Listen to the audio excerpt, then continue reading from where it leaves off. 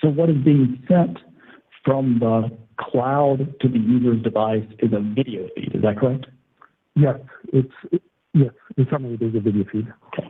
So with cloud gaming, does any game software, not talking about the streaming client software, but any game software make its way onto the user's device? No. Again, where is that software? It runs in the servers in the data center.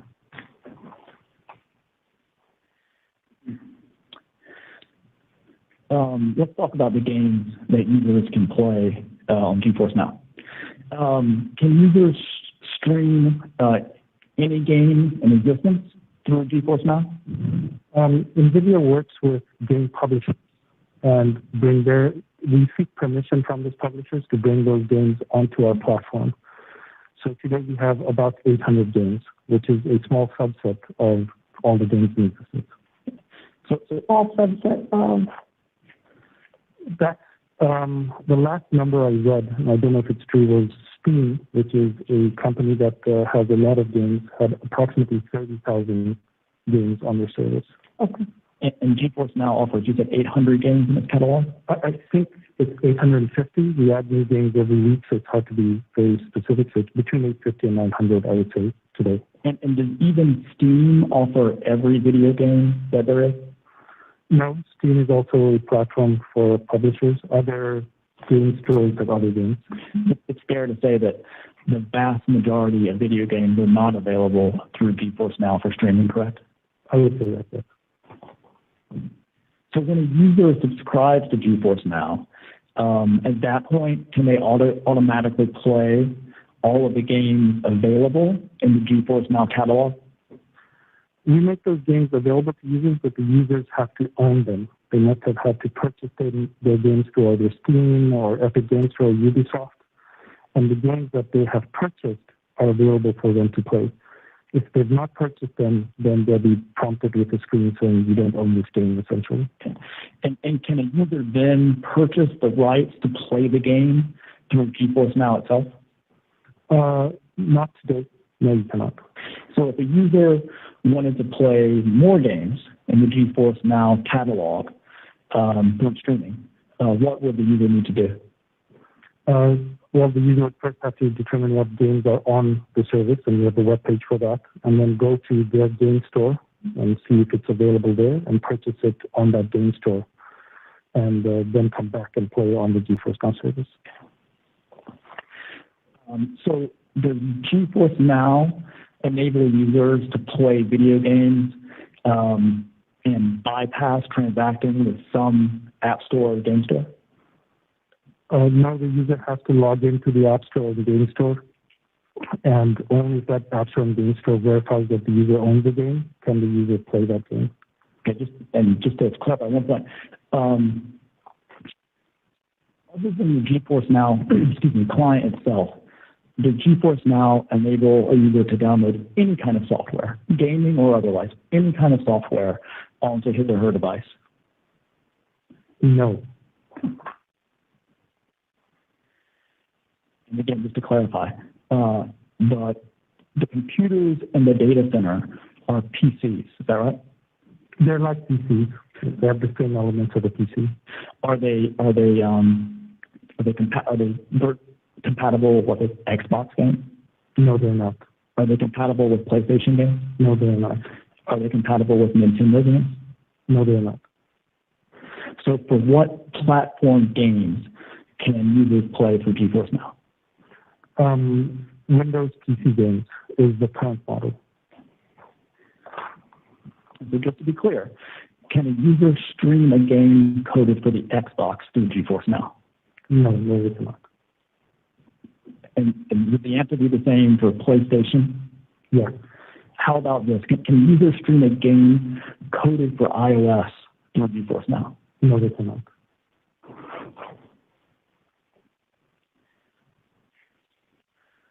When did GeForce Now become a paid service?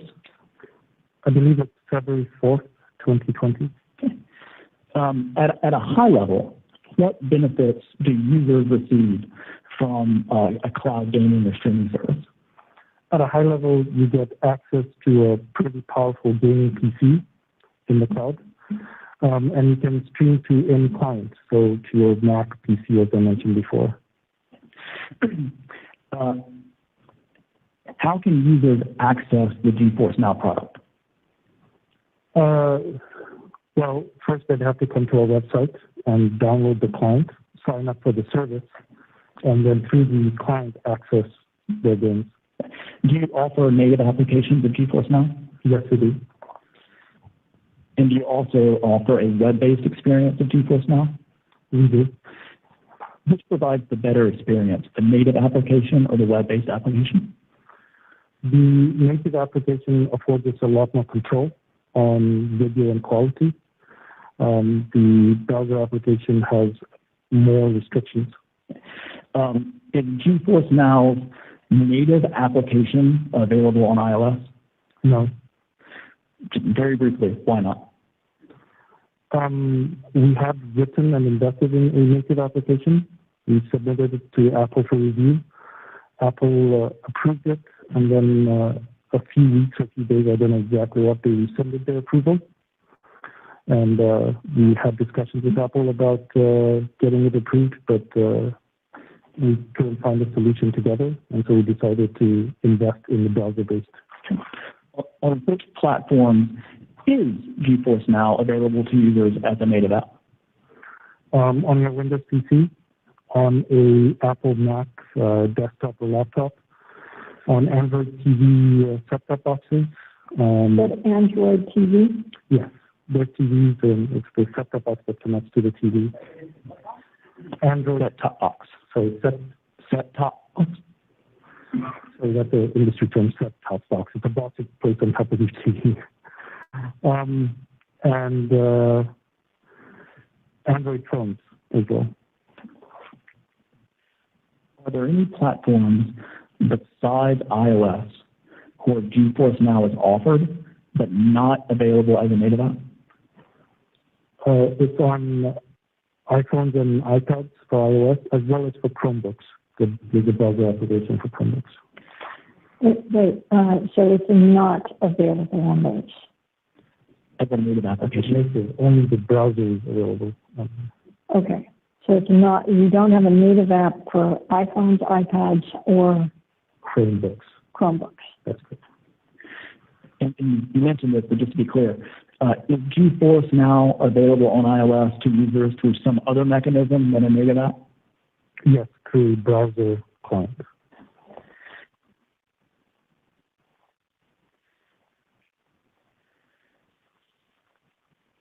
Did NVIDIA try to bring GeForce Now to iOS through a native app? Yes, it did.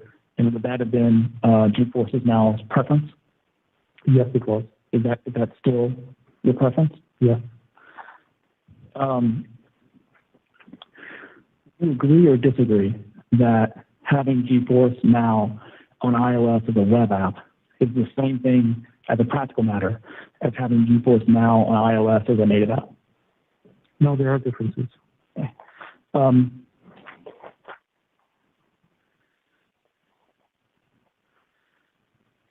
Which is a better experience for the user?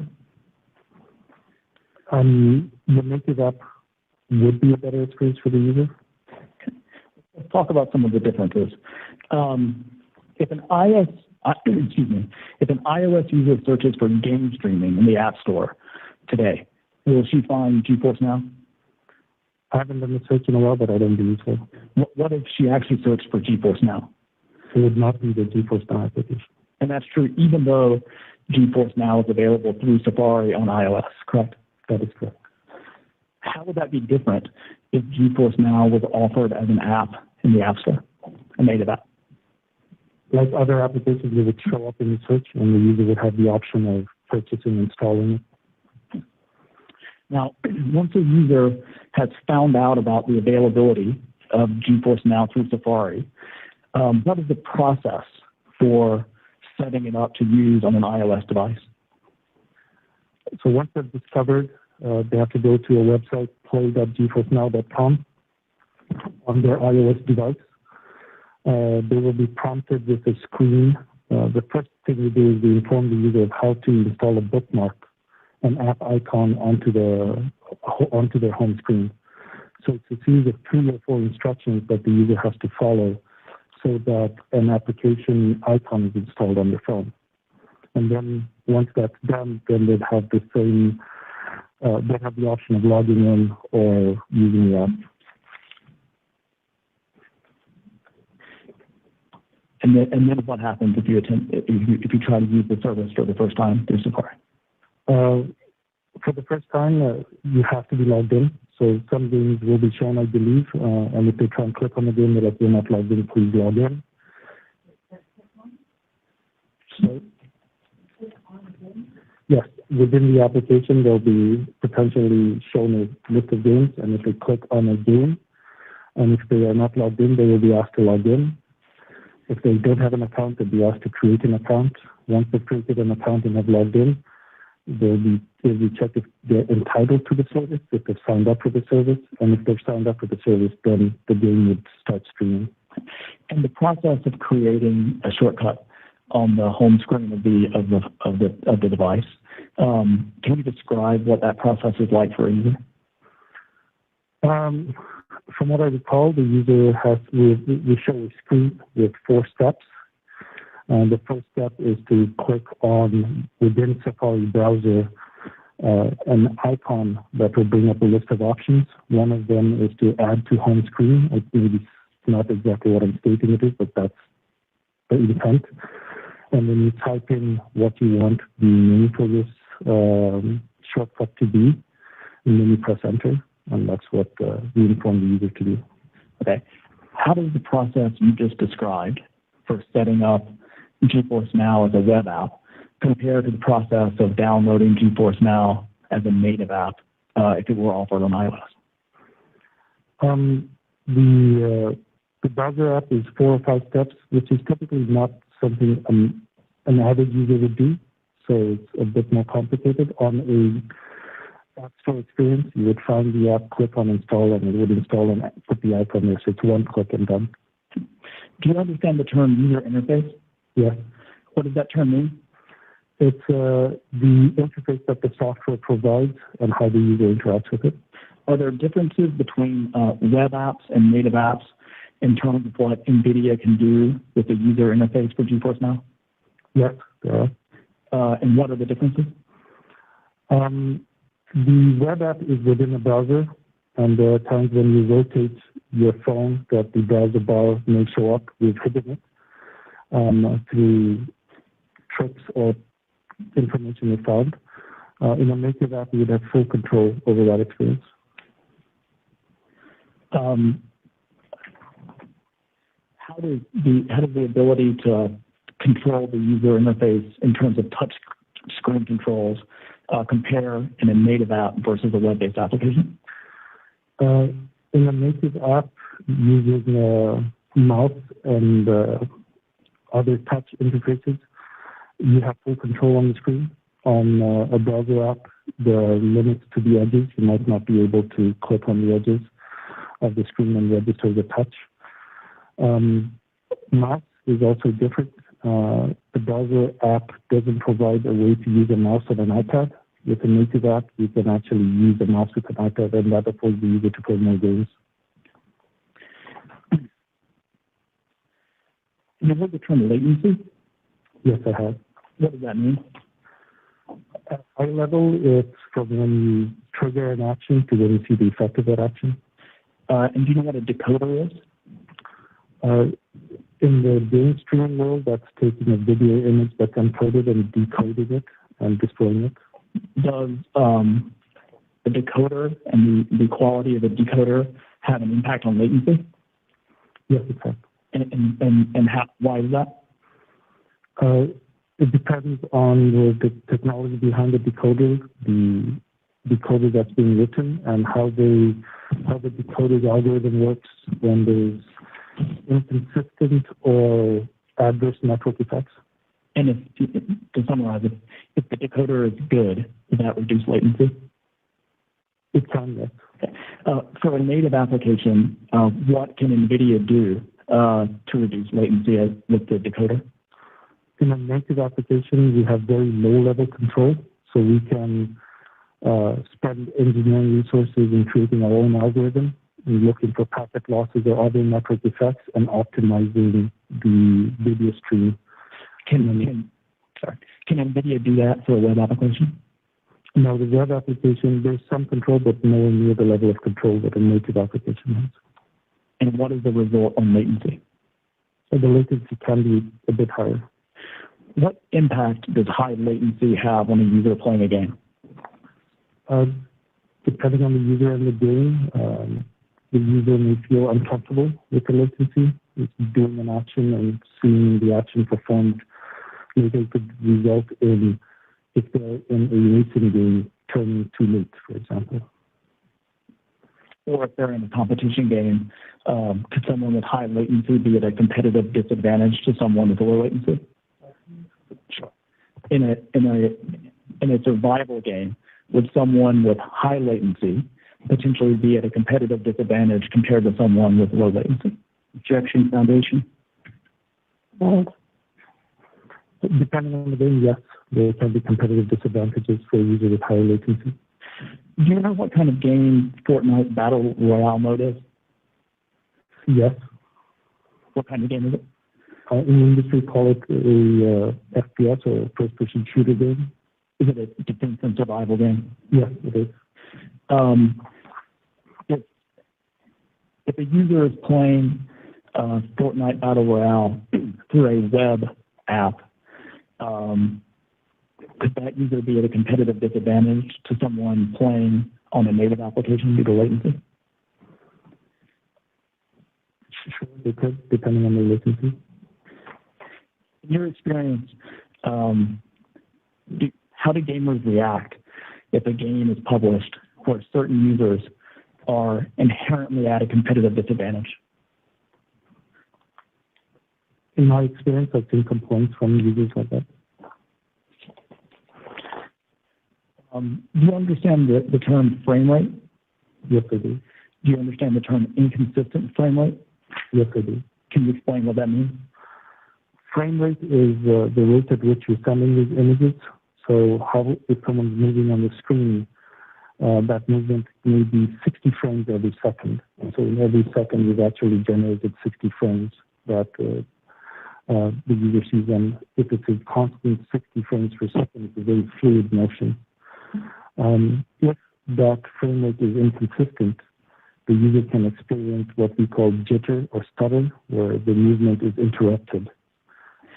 And can inconsistent frame rates sometimes be an issue for game streaming? Depending on the user's network quality, yes, it can be. And on the user's network quality.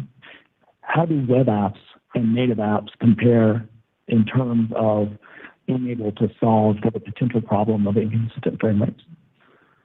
With the native app, like the previous question, you would have more control to write better algorithms for it. And does that result in a better user experience on native apps? It can, yes. What is a peripheral, as that term is used in gaming? A peripheral is a device that's attached to your gaming system. So on a local PC, for example, this laptop, your mouse could be a peripheral. A controller to control the game would be a peripheral.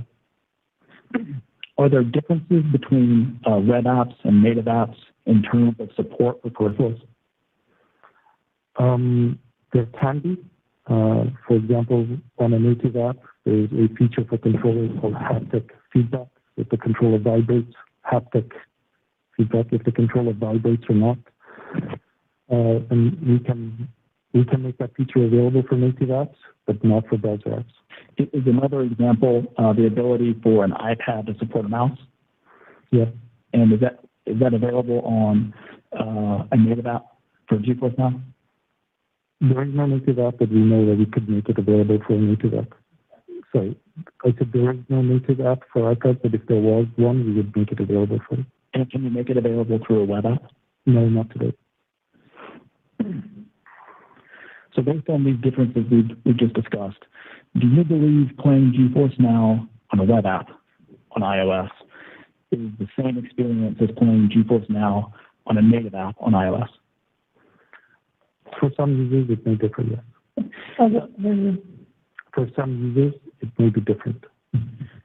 And does NVIDIA have a preference between web apps and native apps for iOS? Native apps definitely provide us with more control of the GeForce Now experience.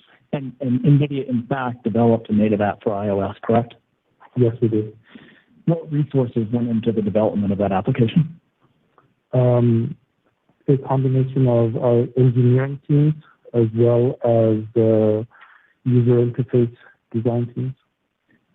Did that take time and money? Yes. And did NVIDIA successfully write an app for GeForce Now that would run on iOS? Yes, we did. Did you submit the app to Apple for approval? Yes, we did. And can you tell me what happened? We submitted the app through Apple's approval process. Apple approved the app, and then a few days to a few weeks later, they rescinded the approval. On what basis? They provided a pointer to the application guidelines, and they said the app was not conforming to those application guidelines. And which guidelines? I don't remember the exact number, but it was the guidelines related to remote desktop services or things of that nature.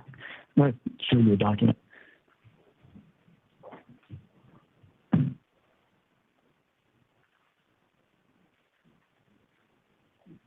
May I approach, Ron? Yeah.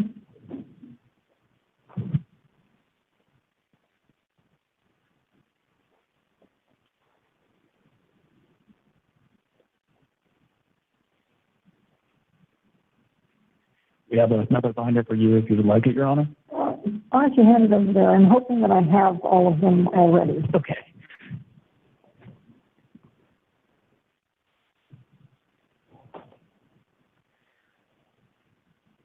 If you could turn to the tab labeled PX2790. 27 or 7? Yeah, that's 2790. I have PX 721, 724, 725, 728, and 729. You may have the wrong binder.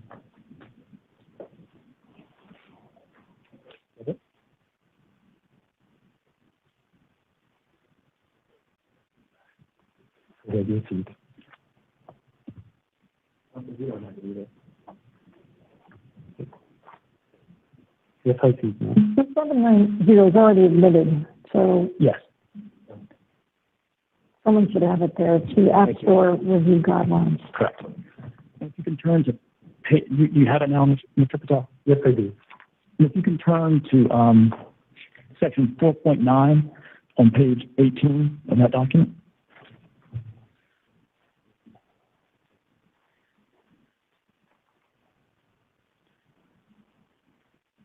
Yes. Do you see that says streaming games? Yes, I do. And the first sentence says, excuse me, streaming games are permitted so long as they adhere to all guidelines. Yes. And then if you look at the next paragraph, 4.9.1, it reads, each streaming game must be submitted to the App Store as an individual app so that it has an App Store product page. Yes, I see that.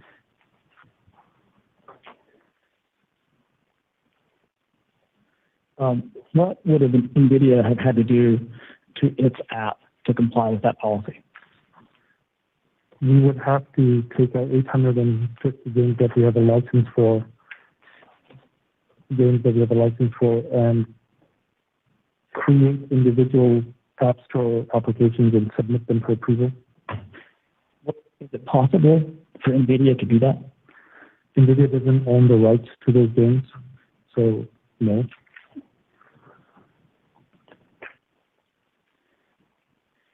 And again, just to be clear, other than the GeForce Now client itself, can GeForce Now be used to distribute any sort of software to a user's device? No. Does that include malware? Yes, the malware is not distributed to the software. Okay. From your perspective, is there any security benefit that would be gained from updating your app to comply with the guideline we just reviewed? Objection Foundation.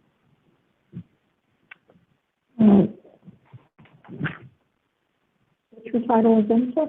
I'm product management, director of product management. Okay, and do you have any background or foundation in security protocols or building security issues with respect to apps? No, not at a technical level. Systems. Did Apple ever tell you that there was a security basis on which it was rejecting the GeForce Now app? No, they did not.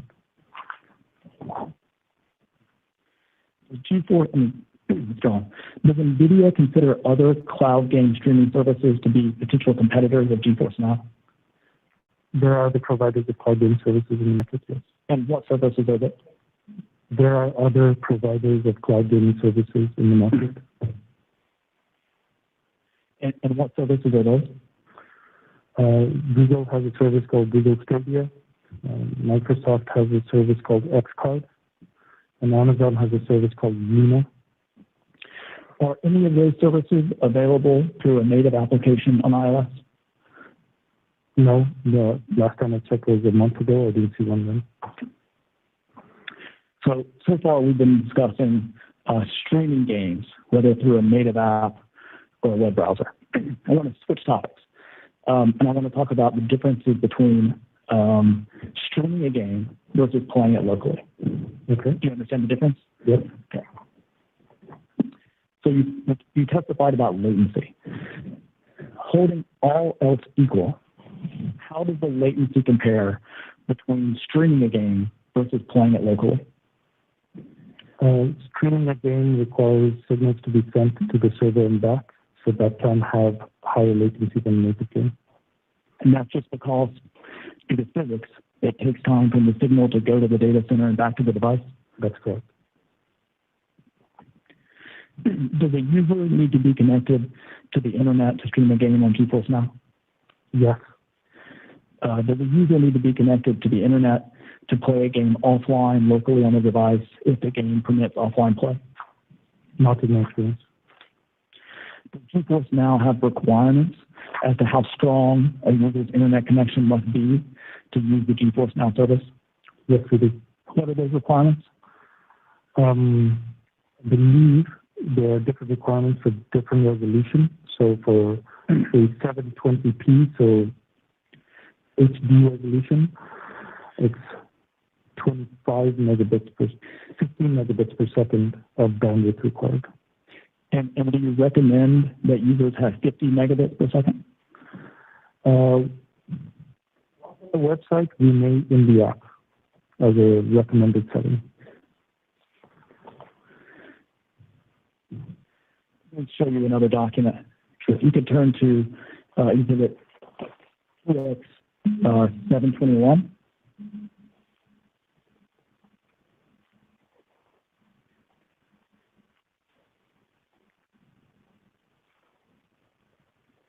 Yes.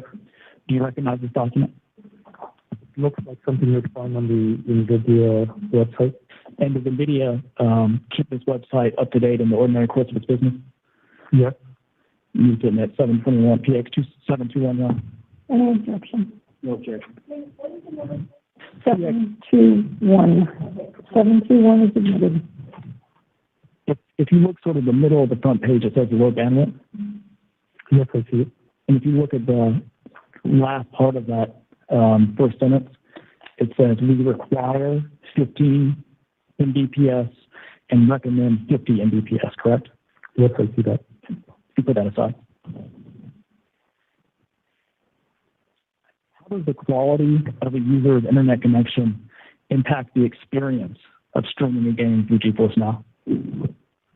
Depending on the user's bandwidth, you could get a higher quality image. So I refer to it as 720p versus 1080p. And those are distinctions in quality or resolution. Packet loss, that's another network metric, number of packets that get lost.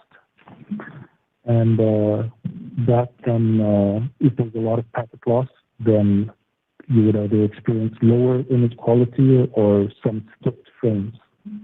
And when you say packet loss, those are packets being actually weak enough? Will they be unable to stream through GeForce Now? Yeah, we have certain limits and if the packet loss is really high, and we cannot do certain limits, and if the packet loss is really high, and we cannot decode a frame, then we will inform the user and probably not see a video stream. And in fact, NVIDIA discourages users from accessing GeForce Now through a 4G cellular network, correct?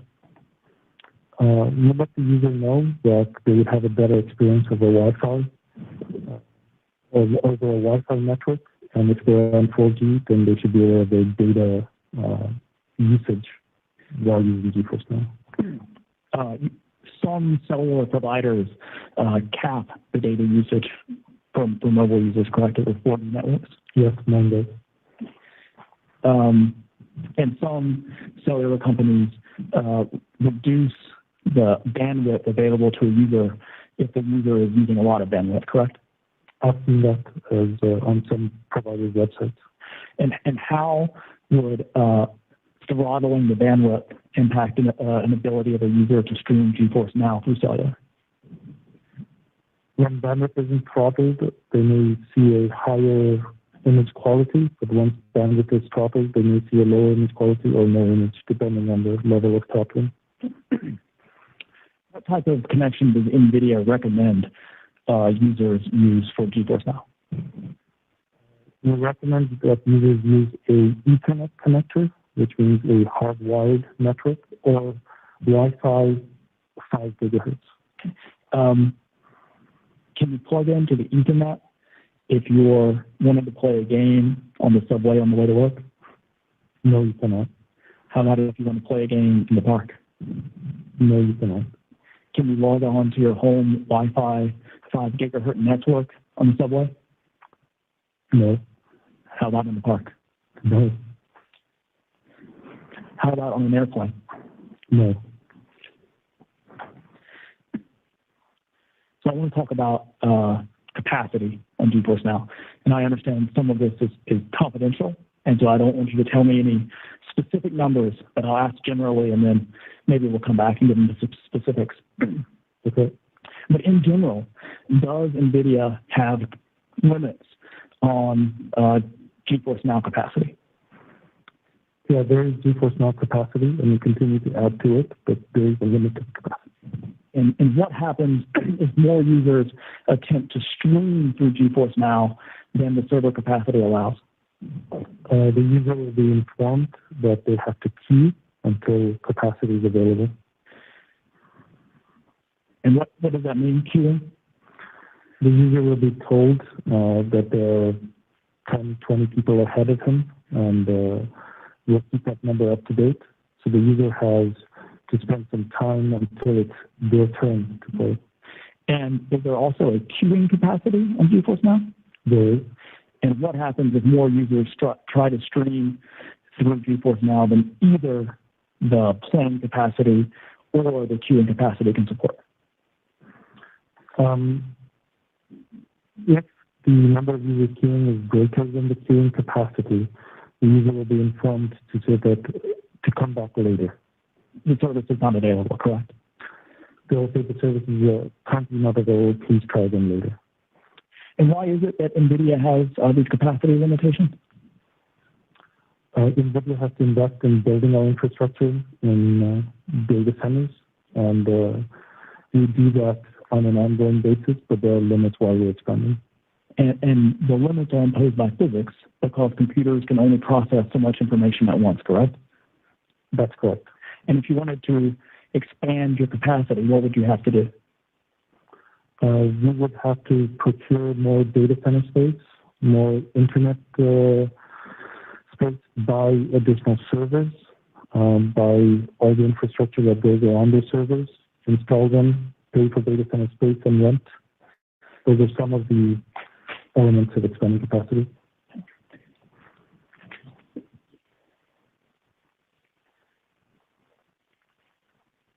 NVIDIA developed a way to determine which players get priority access given the capacity constraints? The NVIDIA service has two tiers. One is a free service that is provided to users at no cost, with some limitations, and then there's a paid service. We always prioritize paid users in getting capacity before free users. And if enough paid members are accessing the service at the same time, is it possible that they still will have to wait in a queue before playing? If there are that many paid users, yes. Has NVIDIA placed limits on how long users can play on GeForce Now? For each session, so each time they play them, we do have limits, yes. And what are those session limits? For paying users, it's 6 hours per session. For free users, it's 1 hour per session. And what percentage of GeForce Now users are free users? Currently, the majority of users are free users. Would you say it's the vast majority? I would say it's the vast majority. And what play session limits do those users face?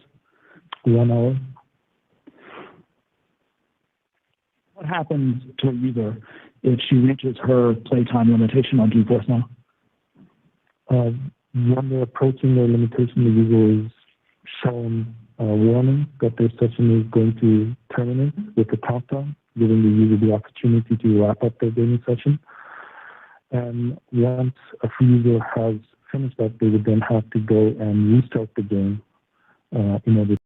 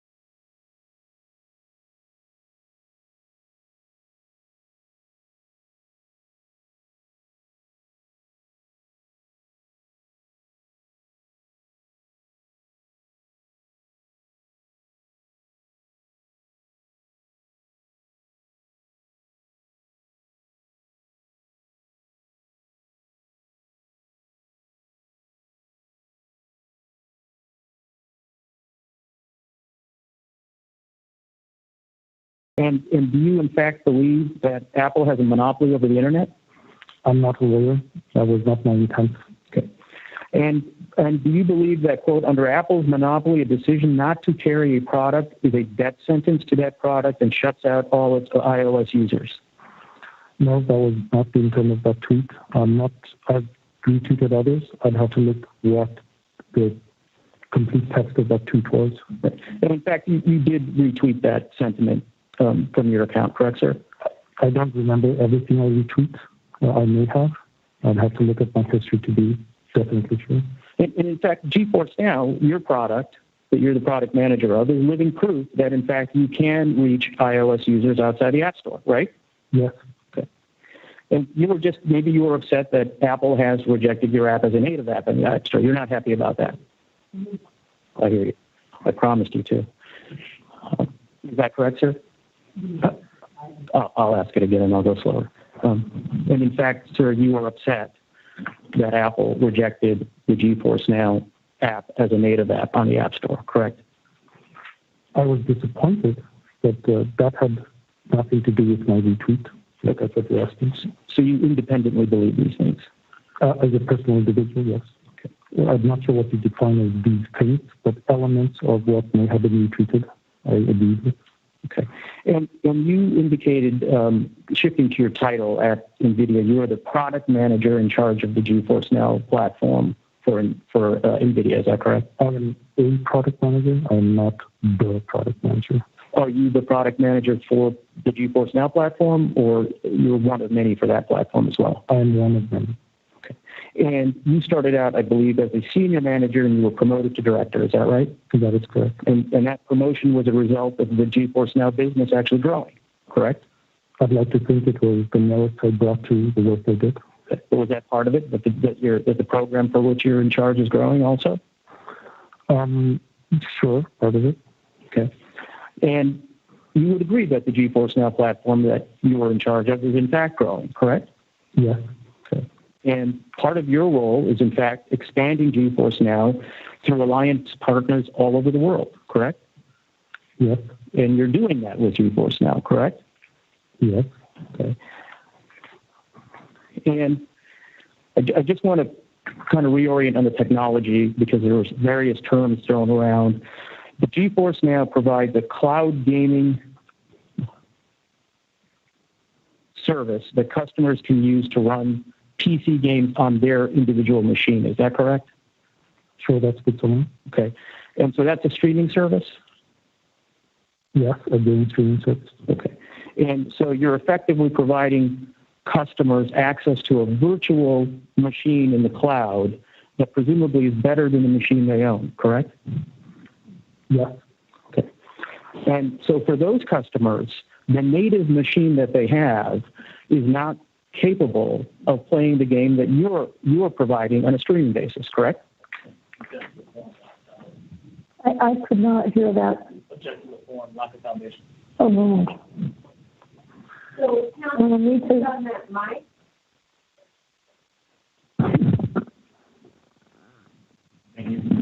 I appreciate that you want to stand, which is in a normal world, we would do that, but you need to have the mics for the audio. So you can all sit and you object as long as you object into the mic.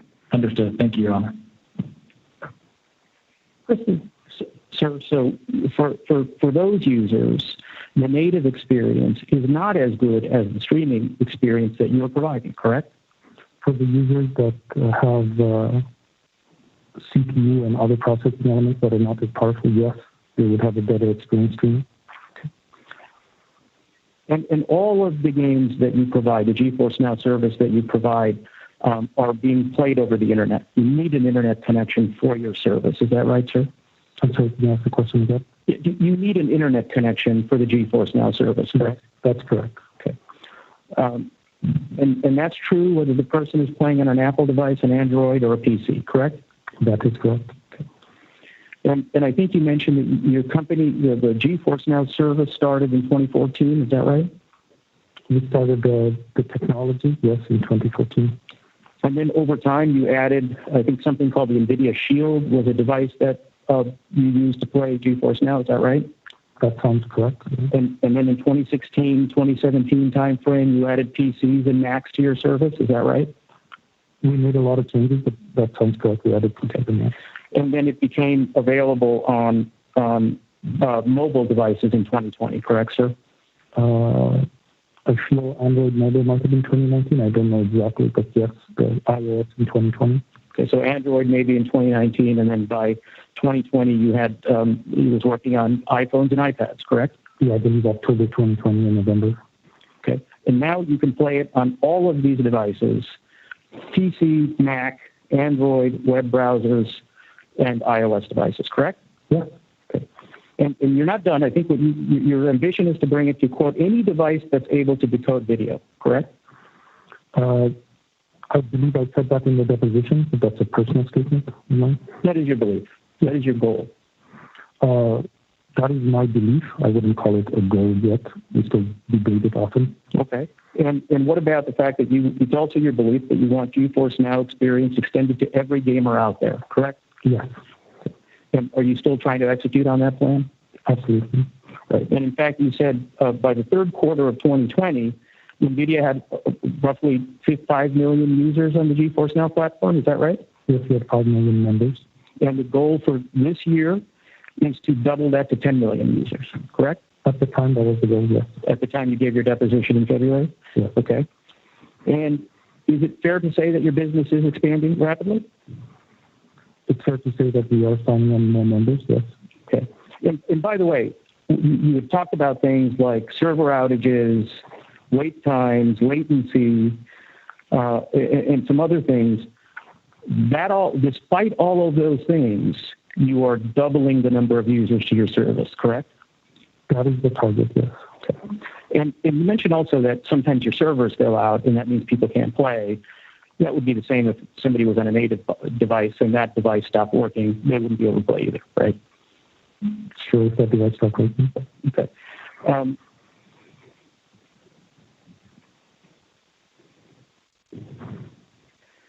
And specifically, sir, it's your view that more and more iPhone users in particular are discovering the service and finding games and engaging longer, correct? At the time I gave my deposition, I believe I stated the latest metrics I've seen had shown that. Okay. And in fact, NVIDIA used to charge $4.99 a month for the service, right? That's correct. And now you're charging, you had to change the monthly membership, you had to increase it, correct? In March, we changed the pricing to $9.99 for paid users. And you also added a yearly subscription of $90 a year, $89.99, correct? That sounds right. Okay. And so you doubled your subscription price this year, correct? For all new users, the price is now $9.99 per month or $89.99 for the year. It might be $99.99 for the year. I'd have to check. But all existing users, what we call founders, people that joined us from very early on, they're grandfathered in to the $4.99 price. So they get to keep the old rate. Yes. Okay. Now, and you were talking a bit about your server capacity with Mr. Earnhardt. In fact, you have plans to add servers to your data centers to support the GeForce Now service, right? Yes, we will be adding capacity. And in fact, you are adding capacity to the data centers all over the world, in the United States, Europe, and other places, right? NVIDIA adds capacity to our own data centers, and then we seek out partnerships with others around the world, yes. And as you add these data centers, do you expect the wait times to go down? Well, it depends on how many users show up. Okay. Capacity is fixed, and it depends on how many users show up. Fair enough, because you're also expecting your user base to increase, correct? Yes. Right, and so the idea is to add data centers to outpace the increasing users, right? That's the goal? Our goal is to steadily increase capacity as the business grows. And if there's more users, we'll have to decide what to do. Okay. And I assume that you view the wait times as a problem, right? We strive to have very low to zero wait time for paying users. That's how we look at the service. And is part of solving that adding more capacity? It can be. Are you trying other efforts to solve that problem too? Yeah, if we can add more users to the same server, that's another way. if we can add more users to the same server. So let's take a moment and talk about the service. I think you said there are 800 to 850 games currently available on the platform currently? 850 plus, yes. Okay. And I believe you already have permission from developers to add upwards of 2,500 more games. Is that right? The last time I talked to the developer relations team, yeah, it was around that number. And you are, in fact, adding games to the service weekly? Weekly, yes. Okay. And can you give me some examples, give us all some examples of some popular titles on GeForce Now that people can play? Sure. Fortnite is a popular title on GeForce Now. League of Legends is a popular title. Rocket League is another popular title. Counter-Strike Go is a popular title. Cyberpunk is in the top there. It's stretching my memory, but Rainbow Siege 6 is a popular title. And that's a great list of games. Almost every one of those games you talked about, you play with an internet connection, correct? Yeah, for GeForce Now, you need to have an internet connection to play this game. And I mean, even if you're playing on a native basis, most of those games are played against other users and therefore use the internet, correct, sir?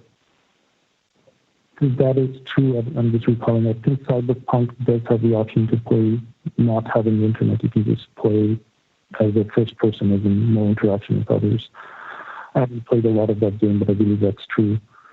I'm not an expert on all the games there, so there may be modes where you can play a part of the game without having an internet connection. But every one of those games you mentioned that has a very popular mode. In fact, the more popular mode is against other players over the internet, correct? I'm not a player in all those games, but from what I've heard, I think that would be mostly accurate. That's your understanding. And so all of the things you said about latency, about an internet connection, would apply to every one of those games, whether they were being played natively or not, correct? Well, latency, internet access and decoding frames is different for multiplayer games. So I don't know. I honestly don't have the technical depth to tell you whether latency on a multiplayer server is different from latency cloud stream. You don't know if there's a difference? I don't know if the difference manifests itself as the same cloud gaming as it does in multiplayer. Your company is betting that the difference won't be significant because your company necessarily relies on an internet connection for gameplay, right? Yes, and we provide, as you alluded to earlier, a lot of user access to these games. Yes, and in fact, the games that you listed, because I was confused about some of your testimony earlier, the games that you listed, almost every one of those games can be played on Xbox, PlayStation, Nintendo, correct? I haven't done the research. I wouldn't be able to tell you if each one of those games is listed on the platforms, but it sounds fair, but I can't tell you for sure, certainly. Your general understanding is a game, for instance, like League of Legends, can be played on different platforms? Objection, Your Honor. He just testified he doesn't have knowledge. If he doesn't know the answer to that question, there's a problem. Can I answer the question? For example, League of Legends on Nintendo, I don't know. I would have to guess no, but again, it's a pure guess on my part. It's not a game I play. So a game like Rocket League, you mentioned, you're not aware that Rocket League is commonly played on Xbox, Sony, and Nintendo? Rocket League sounds familiar, and I would expect it to be, but I haven't gone to every single one of those and said, does Rocket League work here, Rocket League work here? That's all I'm stating. Okay, fine. Fair enough. Would you guess you have 850 games on your service? You would imagine that at least some of those games are also being played against users who are playing on an Xbox, a Sony, or a Nintendo, correct? Yes, some of those games will be available on this platform. So let's take Fortnite, right? Fortnite is available on your platform, correct, sir? That is correct. And the players who are playing Fortnite are playing against other people over the internet, correct? Yes. And if somebody's playing on GeForce Now, that maybe could be playing against a person on an Xbox, or they could be playing against a person on a PlayStation or a Nintendo Switch, right? Maybe. And the reason I don't know that, it depends on the publisher of how they decide who their users can play against. So it's really your testimony, sir, today that you're not aware that people using Fortnite on GeForce Now, if they're playing against people on an Xbox, a Sony, or a Nintendo? I don't know for sure. I know that people playing on GeForce Now are definitely playing with other users that play PC games.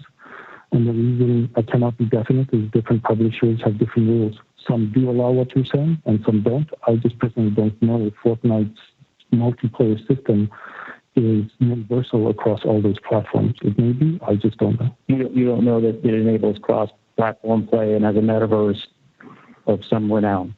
I do not personally know that. No. So you can't tell me, but let me ask you this. Have any players complained to you, having used your service, to say, you know what, this service is no good because I can't compete against players who are playing on these other platforms? Have you heard that complaint? I have been in meetings where the topic has come up. I haven't personally heard that complaint. So you heard the complaint in meetings, but you didn't know that they were playing against other players? No, that they were playing other players, but not necessarily for Fortnite, but for other games. And they were saying, they may have been saying, I'm playing against PC users on my shield with a controller, and the other side is a PC user that feels that I have a disadvantage. I recall a conversation like that. You recall one conversation about somebody playing against a PC user, is that right? Yeah, and I wouldn't say one, but it might have been a few in meetings where I was in that topic may have been brought up. Okay. You testified at your deposition that GeForce Now provides very good graphics, correct? That sounds familiar. In fact, you said it has the best graphics out there, right? I said our GPUs generate some of the best graphics out there. Yes. And your company, NVIDIA, has been working on graphics technology for decades, right? Yes. Okay. And gamers want good graphics. Would you agree? In general, yes. Are there gamers you know that don't want good graphics? Yes, there is a segment of users that play competitive games, and having less graphics means that the game renders faster, so you have a higher frames per second, and so that gives a competitive advantage. So some games turn off settings to get less graphics but a higher throughput. And in addition to wanting good graphics, let me strike that and ask a different question. There are some advantages to using the GeForce Now service as opposed to a native service, correct, sir? Yeah. Okay. And one of those is, for instance, you download patches automatically for your users. They don't have to do that on their own, correct? Yes, there's a convenience factor there. A convenience factor. The convenience factor. And GeForce Now allows users to access games without having to worry about running out of storage on their personal machine, right? That's correct. And you also give users access, at least some of your users, to more compute power than they would have on their native device, right? Yes, for some users, that's true. Okay. And by the way, you mentioned earlier in your direct testimony that folks have to sign up to the underlying service before they can use your service, correct?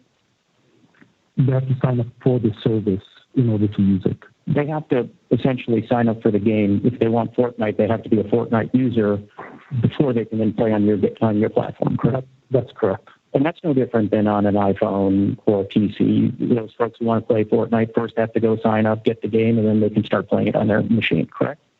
I would assume, yes, they need an account for the game to play. There's no special burden to use your service in that regard, is there?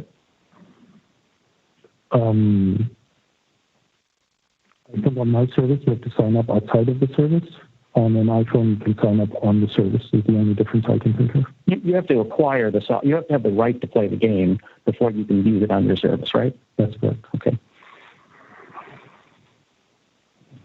And would you agree, sir, that GeForce Now offers a near flawless experience?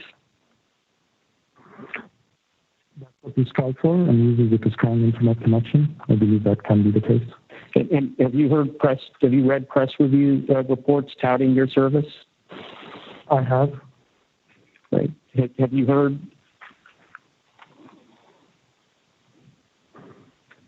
Sorry, 1 minute.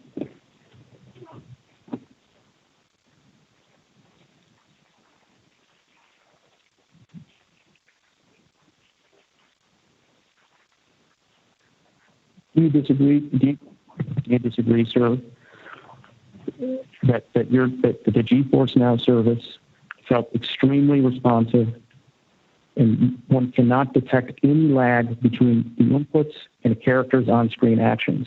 Have you heard the description of your service in that way? I've heard similar press reviews stating it there. I don't know if I've ever read those exact words. Do you disagree with that? No, I do not. Okay. And you talked about latency and some other issues, technical issues. Most of your users are not suffering from those issues to a point that makes the game not exciting, correct? Well, let me strike that and ask a different question. Latency and the other issues that you talked about are not preventing folks from signing up and enjoying your service, right? Yeah, latency and some of the other issues I've discussed are not a blocker for some subset of users. They can still enjoy the service. Right. And in fact, the issue of latency is, for instance, because of internet improvement, is down from, say, 2018, correct? Yeah, bandwidth continues to increase, and that does help the service have a better quality, and us building more data centers helps those users as well. And year over year, bandwidth keeps improving, internet bandwidth keeps improving, correct? The last metrics I saw, and this was maybe a couple of years ago, that seemed to be the case year over year. And let me take, for example, the year 2012.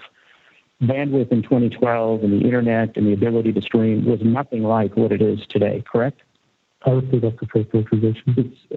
And in fact, the overall user experience for a streaming game today is vastly improved over, say, 5 years ago, correct? Yes, the overall quality of the bandwidth today would be vastly better. And even as recently as 2 years ago, the experience has improved significantly in the last 2 years. Would you not agree? I don't have numbers to state that as confidently as you are. The reason I'm stating this is we haven't changed the quality in the last 2 years. So as long as the user had 15 megabits per second minimum and whatever the minimum you have on the website, they would have a consistent-ish experience over the last 2 years. Fair enough. And that said, I forgot to ask you a question. You mentioned that you are, in fact, investing in more and more data centers around the world, right? In more capacity, and some may include new data centers, yes. And is the plan to continue to do so? Like any business, we will continue to monitor the health of the business and needs of users and make decisions based on that. Okay, let's move to GeForce Now and iOS. People can now play the game on their iPhone and iPad, can now use the GeForce Now service on iPhones and iPads, correct? Yes, they can. And you agree that on those devices in particular, which is on a web-based platform, delivers a very good gaming experience, correct? It provides a good gaming experience. Right. In fact, even on iOS, it's your view that it provides the best graphics capabilities on those devices, correct? Yes, based on what we render on the server, it will be a good graphics experience. And that's even though it's being offered as a web-based service and not as a native app, correct? Yes. Okay. And in fact, you have received lots of positive feedback from users since launching GeForce Now on iOS, correct? We've received positive feedback from users, yes. Right. And in fact, you recall that specifically on iOS, it was described that service on iOS was described as, quote, smoother than a slab of butter wrapped in silk. The games I tested mostly performed brilliantly and without any noticeable frame drop or input lag. Have you read reviews like that? I have not read that specific review, but when the app launched, I did read reviews, and my memory of them was mostly positive. Yeah, and in fact, it's hard to forget that phrasing, which is probably why you remember even read that one. But that is consistent with the reviews that you've read. Is that right?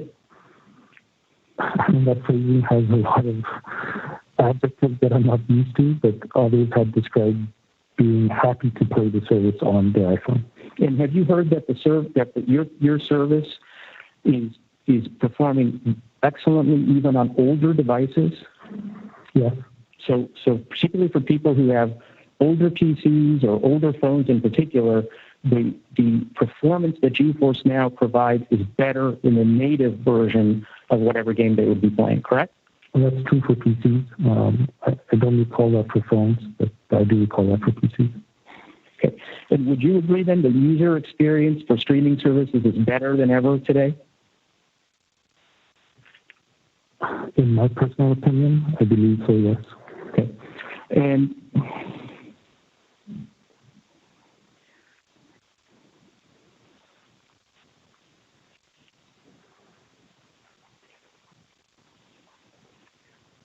your subscriber base is increasing, correct? Yes. And your subscription rates are increasing, correct?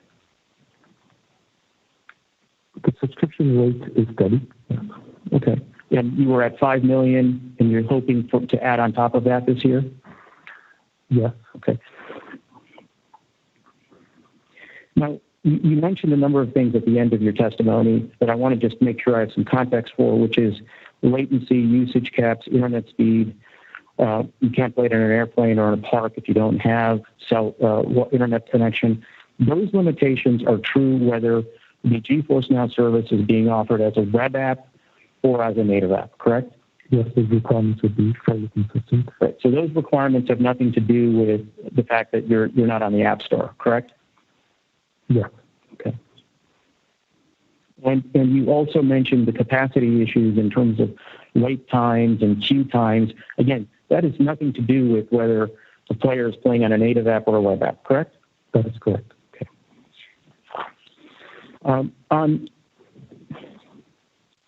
When an iOS user is using the GeForce Now service, they can make an in-app purchase if the game provides that option, correct? Yes. If the game offers in-app purchases, they can. They can. And Apple does not receive any commissions for those purchases, right? For the user, we just show the screen, and the user has the ability to purchase through that publisher. And that's the context of what I know, how that transaction happens. What I'm saying is, as far as your service is concerned, the fact that it's being consumed on an iPhone doesn't create some commission as far as you know, correct? Yeah, our service is not even aware that happens because we're just showing the user a screen that the game or the publisher shows.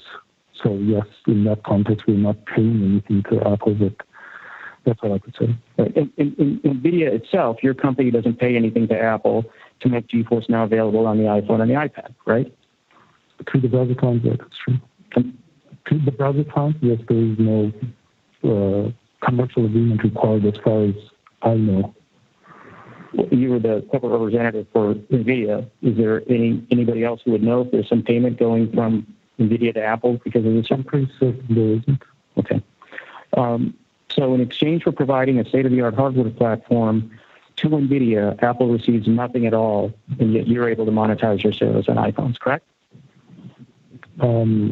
We provide the service through the browser, and users are able to purchase our service through the browser, yes. Right. And Apple has done nothing at all to prevent NVIDIA from delivering GeForce Now on the Safari browsers, right? Sorry, can you repeat the question? Yes. Has Apple done anything to stop NVIDIA from offering GeForce Now on Safari? No. In Safari for iOS and on the iPad specifically? No. Okay.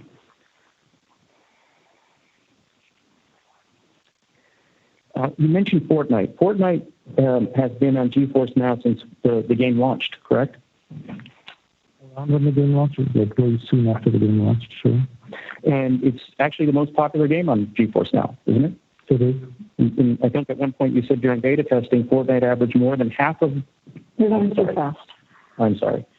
At one point during beta testing, you mentioned that Fortnite averaged more than half of the GeForce Now traffic. Do you recall that? I recall that, yes. So it's a very popular game. Yes, at the time of my deposition, that was true. Has it changed? I wouldn't say more than half anymore. I would say it's in the 35 to 40% range. And for all of the in-app purchases made by the GeForce Now users who are playing Fortnite, all of that revenue goes to Epic, right? That's correct. NVIDIA and GeForce Now are not in the middle of that transaction. Okay. And Epic does not pay a commission to NVIDIA for hosting the game. That's correct. None of the publishers do. Okay. And in fact, NVIDIA has been working with Epic to bring Fortnite via GeForce Now to iPhones and iPads, right, sir? That's correct. And so that was announced, I believe, last year that it was going to come out in the spring. Is that right? That sounds familiar. I don't recall the exact dates. And I think as of the time of your February deposition, you were suggesting that it was going to come out perhaps in April. Do you recall that? I do recall me stating that the current date was around April during the time of the deposition. And do you currently know when the planned launch is for Fortnite on the GeForce Now platform for iOS users? I wouldn't call it a planned launch. In the meeting I was in, a date was suggested of when we would release some data. Okay. And what is that date, sir? The date I heard was October of this year. Okay. And so the plan now is to beta launch GeForce Now on iOS devices in October. Is that right? That's my understanding from the meeting I was in, yes. Okay. And the plan used to be to do it in the spring of this year. Is that right? That's in those meetings that I was in during the deposition. I think the word plan is very strong. I think there was just a suggestion that could be a target date, and that's why target is probably a better descriptor. Okay. Can we introduce 38DX3815? And I think I have to hand you a binder. Sure.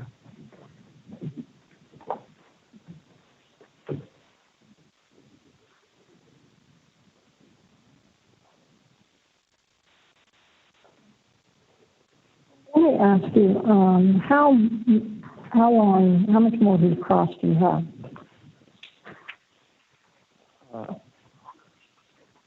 Maybe 10 minutes, Your Honor. Okay. And, so are you local? Will you be here tomorrow? I'm in San Francisco. I can drive in, yes. Okay. What might make sense is to go ahead and stop at this juncture to do what needs to be done under seal. Do you have anything to do under seal? I don't believe so, Your Honor. Okay. With respect to the plaintiff's request to do something over seal, can you point me to the document? Is there a document that addresses the issue? No, Your Honor. That's part of the trouble. There's no document. There's deposition testimony that I know what the testimony is, but it's been. I don't have a transcript for him. Do you have a transcript for me? Yes. Could I have that, please?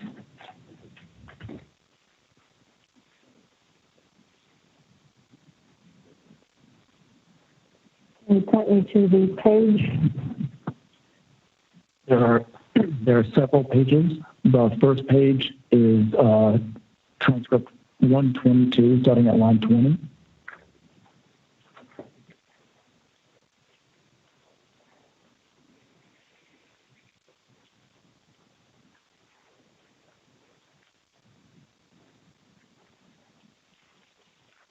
Okay. I have a calendar at 3:30, so my preference is to stop the cross at this point. We go into closed session. We have a few questions asked with respect to the under seal matters to which you can then cross. And if it takes a few less minutes, that's fine. And then the other thing I wanted to tell you all, I need to talk to you about your motions to strike expert testimony. I've not asked you to prepare for that yet, but before I make rulings, I do want to hear from you. Do you want to do that at the beginning of tomorrow's session? And I say that because, people may not really be interested in listening to that kind of legal argument. So, Your Honor, we could do that at the beginning of tomorrow's session. Okay. So that for those listening, we always start at 8 o'clock. I try to have testimony begin by 8:15, but I suspect that this would go a little bit longer than 15 minutes. So if you call in and you just hear lawyers arguing, it's because we're talking about the pending motions. Your Honor, is there anything specific or just the entirety of the pending motions, or is there anything in particular you'd like us to focus on? We're happy to do all of it or some of it if there's a specific issue that you are focused on. It's really procedural more than anything else. Very well. So at this point, the court is going to close the proceedings, seal the courtroom. Those of you in the audience, if you will now leave, and we'll see you, some of you tomorrow, perhaps.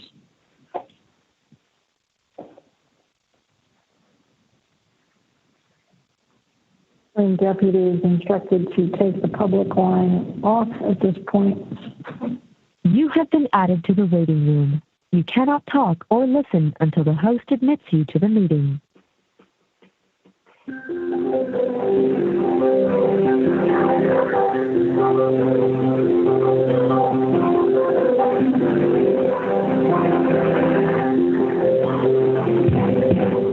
Last one. All right, there you go, guys. That was day 2 of Epic versus Apple. Thanks for watching. We'll see you tomorrow.